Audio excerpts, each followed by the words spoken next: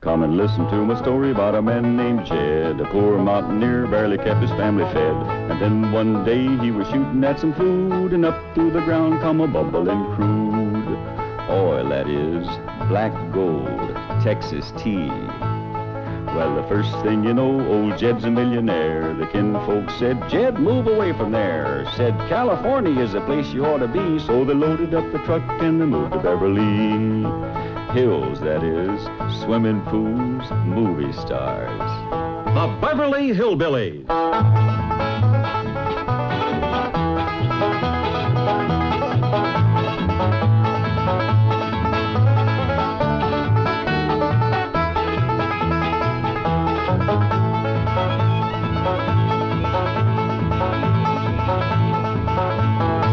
Come along and visit with the Clampett family as they learn the simple pleasures of the hills of Beverly.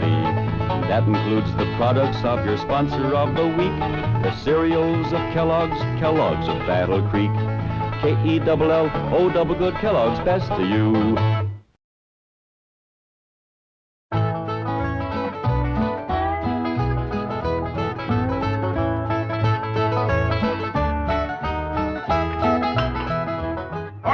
Jethro, tell us exactly what happened with Miss Drysdale. Well, I come around the side of the house, and I see this here lady fighting with a furry-looking varmint. Turned out it was Miss Drysdale.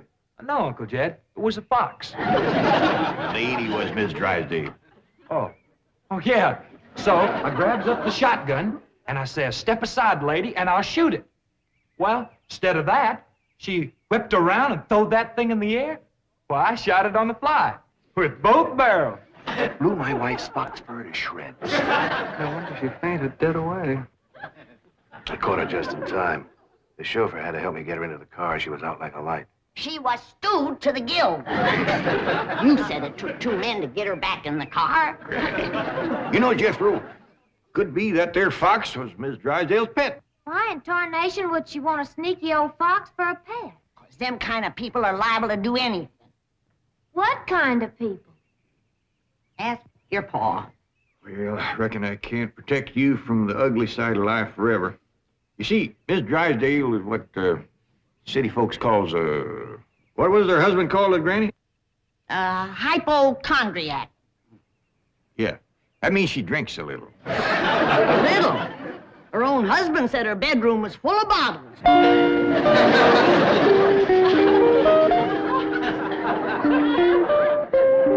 The doctor says she'll sleep for several hours. He gave her a sedative. What about Claude? Oh, she insisted that he have a sedative, too. Poor dog, he's probably the first canine hypochondriac. Well, let's be thankful for one thing, Mr. Drysdale. What's that? The tree outside the window. It completely obscures her view of the Clampett estate. Yes. And if that tree should ever lose its leaves and she gets one look at those hillbillies... It shall not happen. The Clampetts have agreed to accompany me to Palm Springs. Fine, fine. Now, you keep them there until I get Margaret back to Boston. Can do, and will do. Maybe it's for the best that you know about that poor woman next door, Ellie. Now you can pitch in and help us get her cured. Yep. I'll need you to help find the makings from a sobering up mash. That's what I'll give her first. But Miss Jane said she was taking us to Palm Springs. Folks don't run off and leave the neighbors when he's in trouble. What all you gonna need for your sobering up mash, Granny? Well, most of the stuff I got.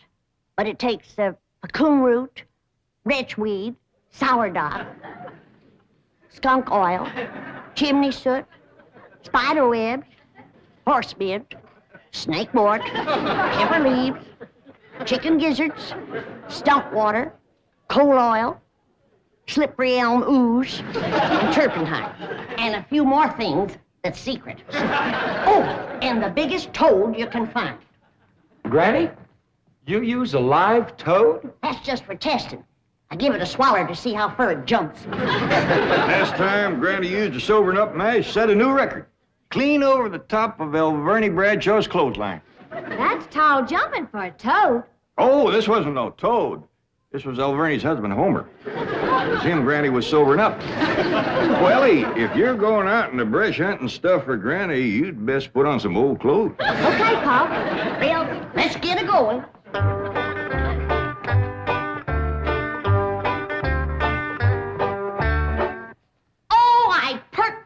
forgot. I have to have some goat's milk. After Mrs. Drysdale takes my sobering up mash, she has to have fresh goat's milk every half hour to stop the burning. Well, I reckon Jethro can borrow some. Well-to-do neighborhood like this, folks is bound to keep goats. Everybody except us. We ain't even got a cow. Or pigs neither. Nor chickens. We ain't even got nothing to pull a plow. You're supposed to be so dad blame rich. I'll bet we're the only family in Beverly Hills that ain't got a mule. I reckon it is high time I was stocking this place. Even Mr. Drysdale's been after me to buy some cattle. Well, good for him. Yeah, just the other day he says to me, Mr. Clampett, you got $25 million in cash. You ought to put some of that money into stock.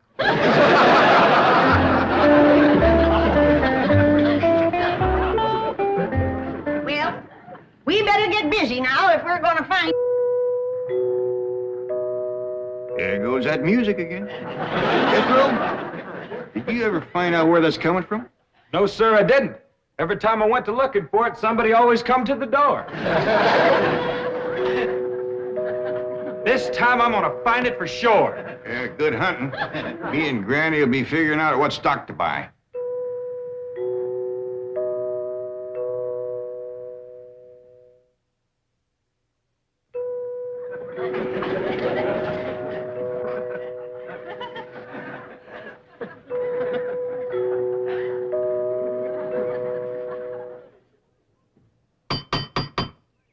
Doggone it, never failed.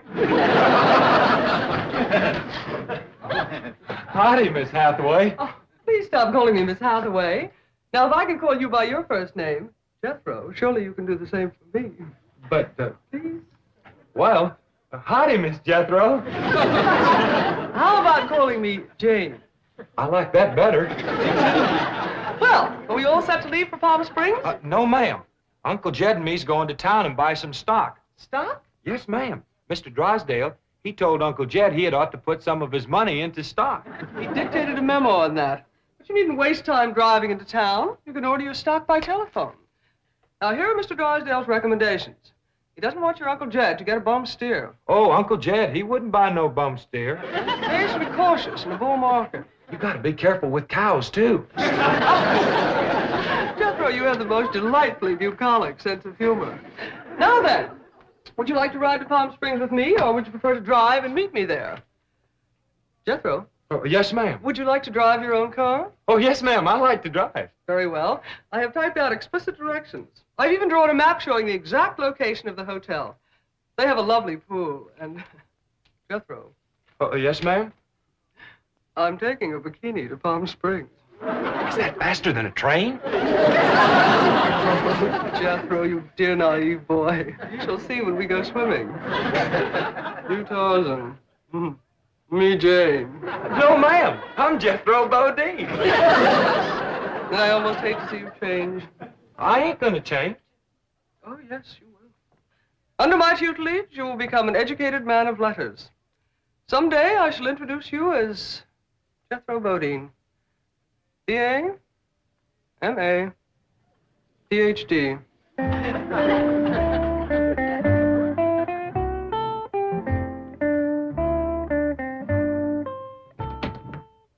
Awful smart woman, but that ain't the way you spell Bodine. All I know is this is the kind of stock Mr. Drysdale thinks is good.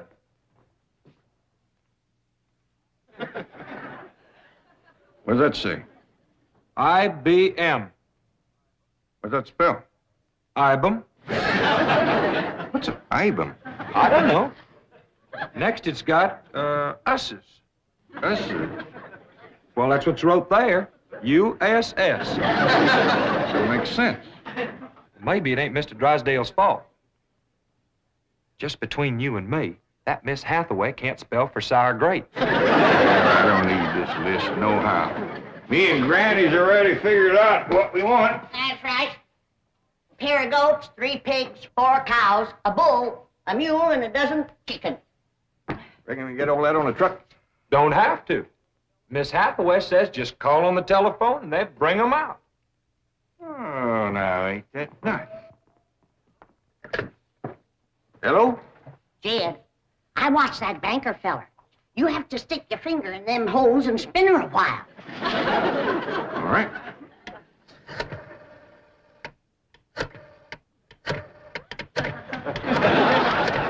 Reckon that ought to do it. Operator. Oh, howdy, ma'am. This here is Jed Clampett. I'd like to buy some stock. What number do you wish? Number? Oh, a couple of goats, 3 pigs, 4 cows, a bull, a mule, and a dozen chickens. I'll give you information. Well, thank you, ma'am. I appreciate all the information you can give me. It's the first time I ever bought stock on the telephone. Perhaps I'd better connect you with the supervisor. 2 heads is better than 1. Supervisor speaking. May I help you? Well, thank you, ma'am. This here is Jed Clampett. I'd like to buy some stock. Do you know the number you wish to reach? Well, that's more or less up to the animals. But the number I want to start with is a couple of goats, 3 pigs, 4 cows, a bull, a mule, and a dozen chickens. This sure is a dandy pen, Jethro. As soon as Ellie gets back from the Drysdale, she can milk this here goat.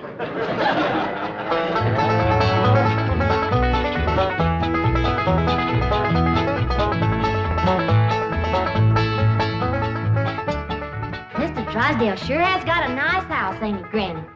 Yep. Nice house, nice car, nice job. But the evil of drink has sure laid a heavy hand on his heart. Never forget, Ellie, drinking is a curse. But you take a drink now and then, Granny. Never more than a thimbleful.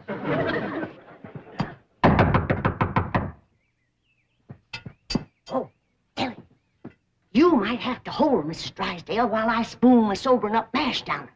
I'll throw a double scissors and an arm lock on her. Just so you don't cut off her wind if she can't breathe. Yes? Howdy. We've come to see Miss Drysdale. I'm sorry, madam, but Mrs. Drysdale cannot be disturbed. Are you her kin? I'm a butler. Oh, that must have been her maiden name. You were taking care of her, are you? I am a butler, madam. Well, I'm glad to see that her family ain't ashamed to help her. Whom shall I say called? Well, this here's Granny, and I'm Ellie Mae. Pa and Jethro would have come too, but they're busy with the cattle. Very good. Hold on now. We've come to see Miss Drysdale. Mrs. Drysdale is indisposed, madam. She is not receiving. Oh, still sleeping it off, huh? Well, when she comes to, you just spoon half of this down her and then stand back. Yeah, she'll commence to doing some tall jumping. Don't bite you. We'll be back later with the goat's milk. Want me to stay and help you do for Miss Drysdale? We are managing, thank you. Are you doing the washing and the cleaning and the cooking for her? Certainly not. Oh, just letting it pile up on her, huh? Madam, I am a butler. Oh. Want me to haul him out of there, Granny, and wrestle him down? Kin folks have certain rights. Family comes first. He sure is proud of that family name, ain't he? Yeah. To hear him talk, the butlers don't get wet when it rains. Did you say something, dear?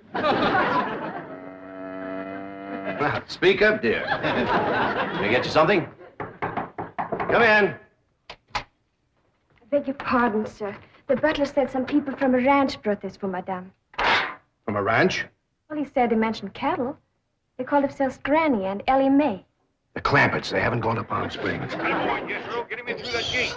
That's the way. Suey, pig. Ah! Get in there. Get in there, pig. Get in, pig. Come on. Pig. That's the way. Suey. No, surely not. Marie, tell me I'm hearing things. You're hearing things, sir. Cows, chickens, pigs, goats. Never mind.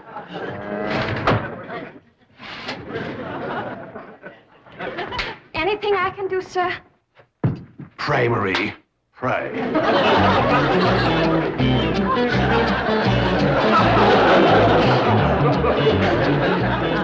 Hold your horses, I'm a-coming. Oh, howdy, Mr. Drysdale. Did your wife take Howdy, May. Where's your father? He's tending the cattle. He brought cattle into this beautiful estate? No, he called on the telephone, and some men brought him in a truck. Yes, sir. I'm just fixing to go milk the goat. Come on out to the stock pen. Stock pen?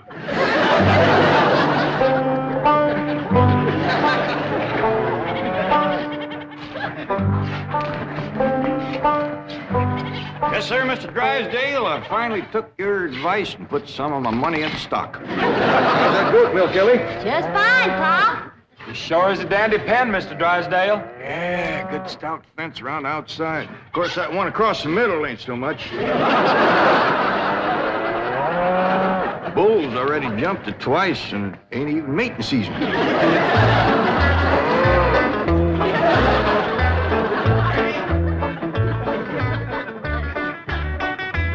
Got ourselves some mighty fine-looking stock. Of course, they need a little fattening up. Mr. Drysdale happy to see him? Granny, he was so happy he couldn't talk. He just kind of hung on a fence and made little gurgling noises in his throat. Well, that poor man has some joy coming to him. I'm glad to be able to help him to forget his trouble for a spell. Here's the goat's milk, Granny. Oh, good, Ellie. Now, you run that right over to Mr. Drysdale. That sobering up mash smarts considerable unless you follow it up with fresh goat's milk. Ellie, Mr. Drysdale ever find his tongue? Yeah, Pa. Whilst I was milking the goat, I heard him kind of mumbling like he was giving thanks. He says, "Oh, what have I done to deserve this?" Lord love him. Ain't that pitiful? Hurry, child, now hurry. You know, Granny, it gives a person a mighty good feeling to help a neighbor. You betcha. And he needs us, because his wife's kin ain't no help. Who's that? That high and mighty Mr. Butler. That's who came to the door when Ellie and me took the mash over. Wouldn't let us see Miss Drysdale. Well, now, you can't hardly blame him for not wanting folks to see it. Uncle Jed, the bull jumped that little fence again, so I tied him back over on his side. Where's Mr. Drysdale? I asked him to come in for some coffee. It was the funniest thing would happen to him. You know how he was hanging on the fence of the stock pen, kind of gurgling and mumbling happy-like? Yeah. Well, all of a sudden, he points up towards his house and says, "My wife. That's her window." Then he goes tearing off into the bushes like a bear was after him. She took some mash and he seen her jumping. Like Ellie, he's gonna get there with the goat's milk just in time. Oh, Sonny, Sonny, your mumsy just had the most ghastly dream.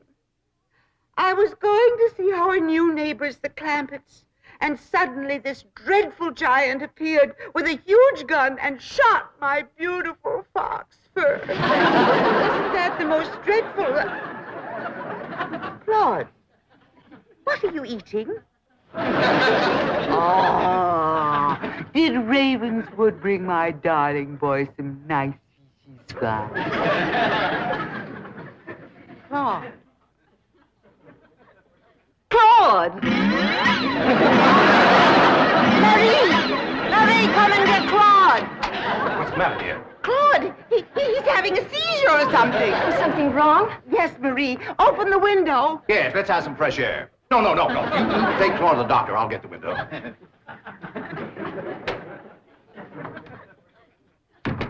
Well, darling, how do you feel? Dreadful. My nerves are shattered. Open the window, dear. Well, it might not be good for you, Margaret. Oh, don't be silly, Milburn. I need oxygen.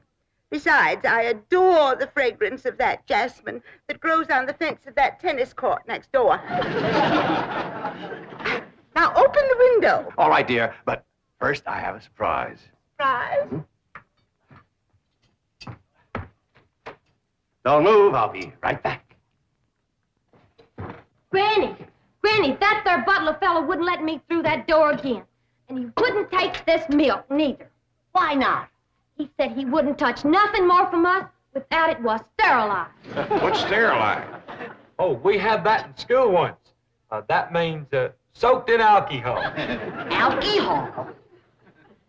Appears to me like Mr. Drysdale's got two drinkers on his hands. Mrs. Drysdale must be in terrible shape. Fighting mean, scratching and clawing people and everything. How do you know?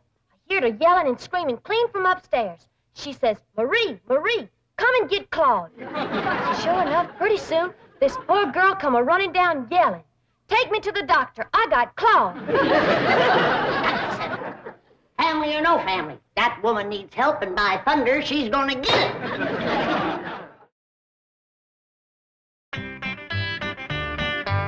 Sir Surprise! Surprise! Milburn, have you taken leave of your senses? You know I'm much too nervous to watch television. But, darling, the doctors in Boston said your nerves were just fine. Those Boston doctors. They had the audacity to tell me that I was perfectly healthy. I said, I'm not paying you all that money to tell me I'm healthy. Milburn, I do not want to watch television. Well, you don't have to watch it, dear. Just listen. There's an exciting Western on. Weston, Milburn, shut that off and open the window. I will. Oh, there we are. Milburn, are you going to open the window or am I? I am, dear.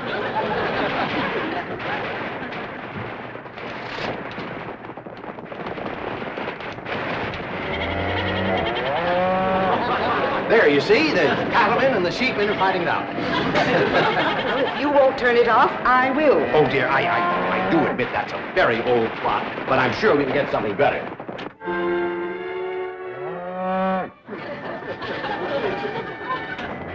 That medical program, go back to that. Well, don't you think that's a bit depressing? I want the medical program. All right.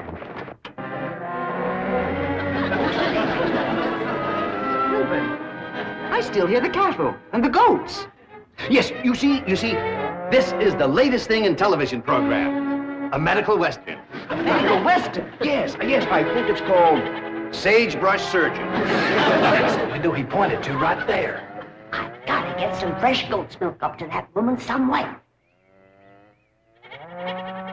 I could shinny up the tree and climb right in that window. Oh, Jethro, it ain't fitting for a man to be in a woman's bedroom.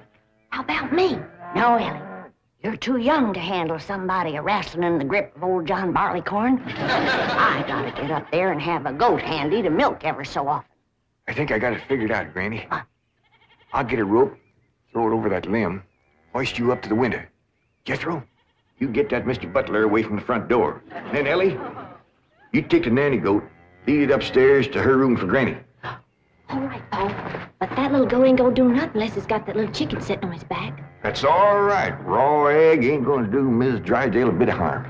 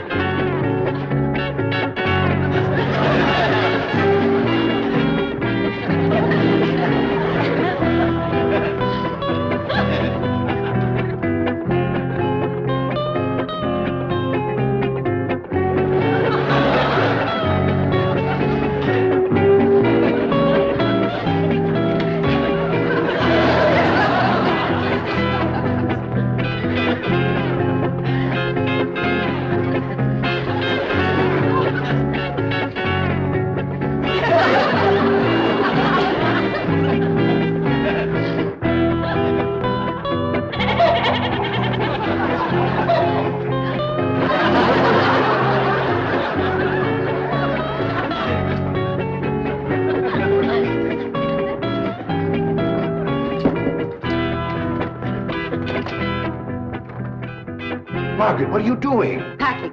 I'm leaving immediately. Oh, don't leave me. I love you. I love you too, Milburn. Why don't you come to Boston with me? You haven't seen Sonny for a long time. I don't understand. Why have you suddenly decided to go back to Boston? To see those doctors. Let them dare to tell me now I don't have a nervous condition. I'm even having hallucinations. It's wonderful. Hallucinations? I just saw a witch fly by that window, and there's a goat in the bathtub with a chicken riding on its back. Oh, you couldn't see them, dear. Only someone with my shattered nervous system. There goes the witch again. Oh, Milburn, I'm the happiest woman in the world. It's marvelous. Wait until those doctors hear this. Can't get in the attic and she won't open the window. Heist me up again. Here, Milburn. Let's have a vitamin toast to my coming triumph.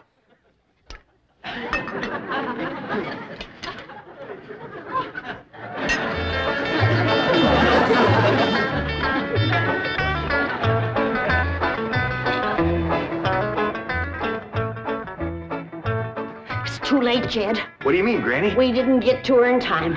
Now she's got her husband on the stuff.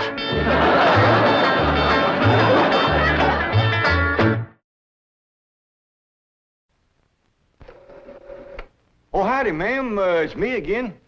I just want to thank you for everything. Stock got here fine. Oh, excuse me. Looks like I got some company. Howdy there. Come in, come in. Just about to sit down and have myself a bowl of Kellogg's cornflakes. Glad to have you join me. Ain't nothing like cornflakes to keep a feller going. Special nice if you can catch yourself a little fresh fruit. Excuse me, but for a fancy dresser, you're a mite shy, ain't you? Caretaker, Clamp it. your goat, sir.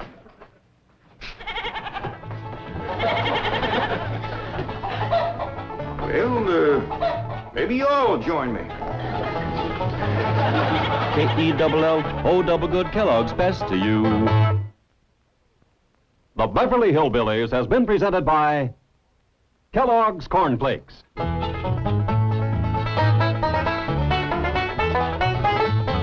From Kellogg's of Battle Creek.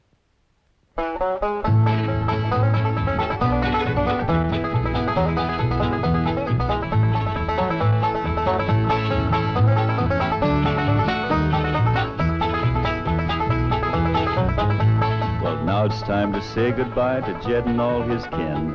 They would like to thank you folks for kindly dropping in. You're all invited back next week to this locality to have a heaping helping of their hospitality. Hillbilly, that is. Set a spell. Take your shoes off. You all come back now. Here. This has been a Filmways presentation.